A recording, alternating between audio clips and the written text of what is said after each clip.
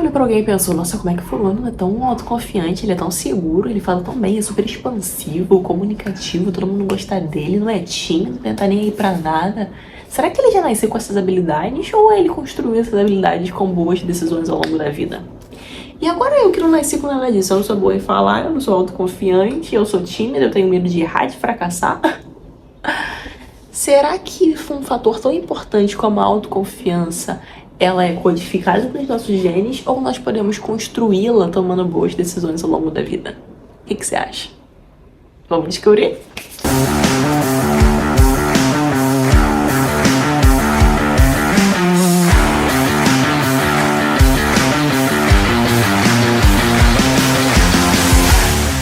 Pesquisadores descobriram que os nossos genes, eles influenciam, sim, determinados comportamentos, como, por exemplo, timidez, motivação, autoconfiança, comportamento, tendência a comportamento criminoso. Sim, os nossos genes, eles podem, sim, influenciar um determinado comportamento, mas eles não determinam.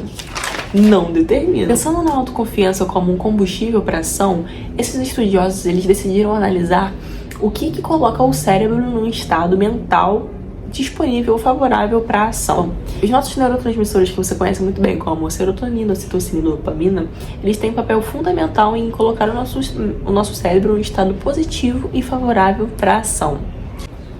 Níveis saudáveis de serotonina no nosso córtex pré-frontal, que é a nossa caixa de comando, faz com que tendemos a tomar decisões mais racionais e mais assertivas. Quando o nosso cérebro está inundado de serotonina, a autoconfiança ela é estimulada porque a serotonina ela nos ajuda a manter a calma.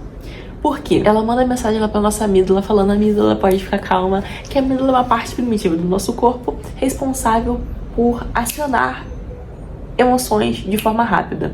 Então, ela aciona o nosso comportamento de luta ou fuga. Então, vamos, por exemplo, antigamente, o ser humano, ele ia sair da caverna, né, pra procurar comida e, de repente, ele encontrava uma onça. Então, a amígdala acionou lá um instinto de luta ou fuga. Aciona rápido, né? E a serotonina, ela tem essa função de acalmar a amígdala.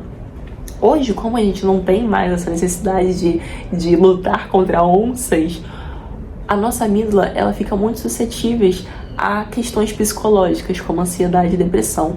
Então, a serotonina, quando a gente tem esses níveis saudáveis dela no nosso cérebro, ela fala: a amígdala pode ficar tranquila, então você consegue tomar decisões mais calmas, mais racionais, mais de boa. A ocitocina é outro neurotransmissor que afeta de forma bem interligada à autoconfiança. Ela é o neurotransmissor do aconchego. Sabe, quando uma mãe tem filho, é liberado altos níveis de ocitocina no organismo da mãe e dá aquela sensação de muito amor pela criança, pelo bebê. Estudiosos dizem que esse hormônio também incentiva, influencia a monogamia. Homens e mulheres estimulam a ocitocina ao fazer amor e ao fazer atividade física também. A ocitocina, ela tem um vínculo muito estreito com o otimismo, que é um fator muito aliado da autoconfiança. Então, quando você tem doses consideráveis boas, positivas de ocitocina no seu organismo, você se sente mais boa, mais otimista. Então, você tende a ter aquela visão do mundo mais tranquila, mais calma. E quando você olha para as coisas com uma visão mais otimista, as coisas parecem mais fáceis, mais simples, porque não, tá tranquilo, tudo aí tá de boa de fazer. Então, isso está muito intrínseco, muito ligado com a autoconfiança. Então, níveis altos de ocitocina também são contribuintes para a construção da nossa autoconfiança. Por fim, a dopamina, que é inspiração, que inspira a exploração, a curiosidade e tudo mais. A dopamina, ela está diretamente ligada à nossa capacidade de movimento, de nos agir, de nos movimentarem. Então, eu estou me movimentando agora por causa da dopamina. Tanto que a doença do mal de Parkinson acontece porque as pessoas que têm essa doença, elas têm baixíssimos de níveis de dopamina. Então, inibe o movimento da pessoa. A dopamina é literalmente o movimento ela é o start, ela é o goal, ela é o aval para você agir. Então, por exemplo, numa competição, numa corrida, num esporte, né? O Usain Bolt. Eles esperam o pá da arma, o aval da arma para fazer a competição, para iniciar a competição.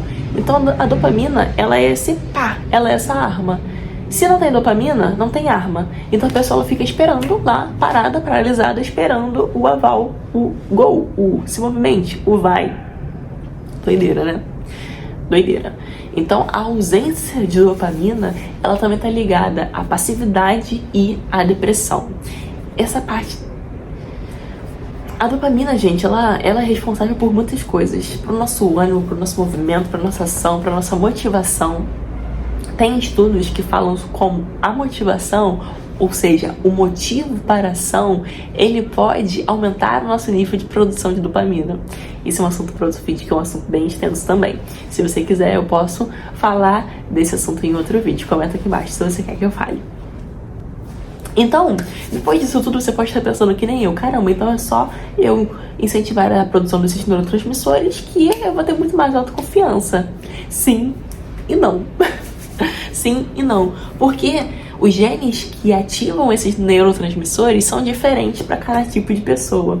Então, pessoas que têm esses genes, eles também têm variações. Então, tem pessoas que têm mais desse gene, menos desse gene, variações desse gene que tem, por exemplo, conte lenta e conte rápida, que são variações do gene de dopamina, gene conte de dopamina. Tem a variação conte lenta, conte rápida, que é o gene do guerreiro preocupado. Então tem pessoas que têm um posicionamento mais guerreiro, ou seja, vê uma situação e fala, não, vambora, luta, né? A Mila lá de luta, pá! E tem pessoas que têm mais o comportamento de fuga, de preocupado, que vê um problema e já fica assim meio aflito, meio sem saber o que fazer. Então, os nossos genes, eles influenciam sim no nosso comportamento, na nossa forma de agir e tudo mais, mas eles não determinam.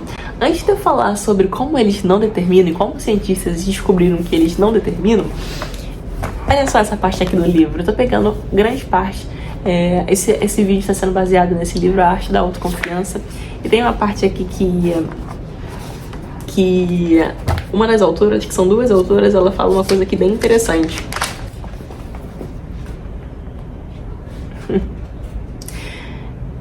Ela fala assim, ó. Claire concluiu que é rica em ocitocina e Cat concordou com essa autoavaliação.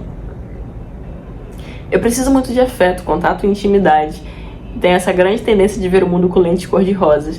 Isso afeta um pouco a minha objetividade. Lembra lá da ocitocina que ela aumenta o teu otimismo? Então pessoas que têm genes mais favoráveis a maiores liberações de ocitocina, ela vai tender a ser mais otimista, ver mais o mundo com lente cor-de-rosa. E aqui Claire falou que isso afeta a objetividade dela.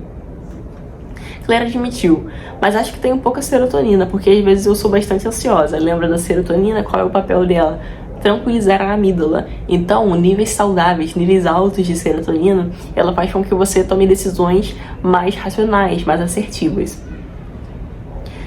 Às vezes sou bastante ansiosa. Sempre tive problemas com isso e tanto meu pai quanto minha mãe sofreram de depressão. Ou seja, depressão, dopamina baixa. Acho que minha composição, como um todo, não leva a um perfil genético muito forte, muito confiante.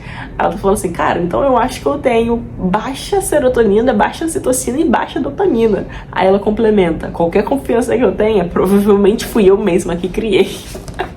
Coitada, Claire, eu te entendo perfeitamente. Eu te entendo perfeitamente.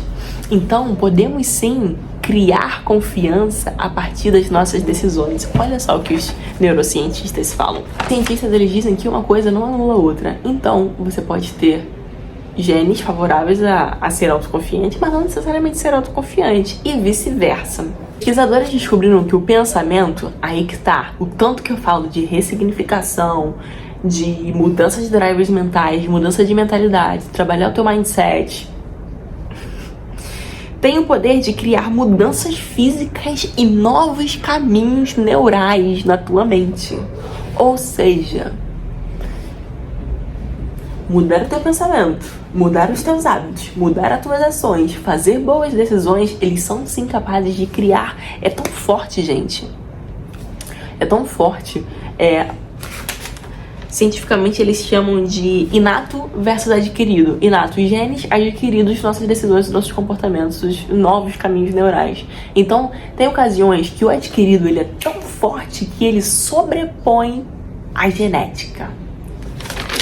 Brabo! Aplausos para as decisões boas que tomamos na nossa vida. Por quê? Isso aqui é um vídeo com dado científico para te motivar que se você não é uma pessoa confiante, se você não é uma pessoa com habilidades, entre aspas, suficientes, que você acha, né, que não tem habilidades suficientes para fazer o que você quer, para avançar na vida, para ir para o próximo nível, você pode sim, porque as tuas decisões, elas são capazes de criar novos caminhos neurais. Aí que tá a ressignificação, bater de frente, pensar diferente, mudar a tua mentalidade, fazer de forma diferente. Isso é mais forte, gente, do que a genética. Caraca, fiquei até arrepiada aqui. Fiquei até arrepiada. Então sim, as escolhas que nós fazemos, elas são tão importantes, se não mais, do que a própria genética. Gostou desse vídeo? Curte, comenta, compartilha com a pessoa que tá precisando aí de tomar a decisão, de melhorar, de se fortalecer, elevar o nível de dopamina dela para ela continuar buscando os sonhos delas e tudo mais. Comenta aqui embaixo o que você achou desse vídeo e vamos fazer esse canal ser conhecido por mais pessoas, que eu conto com a tua ajuda.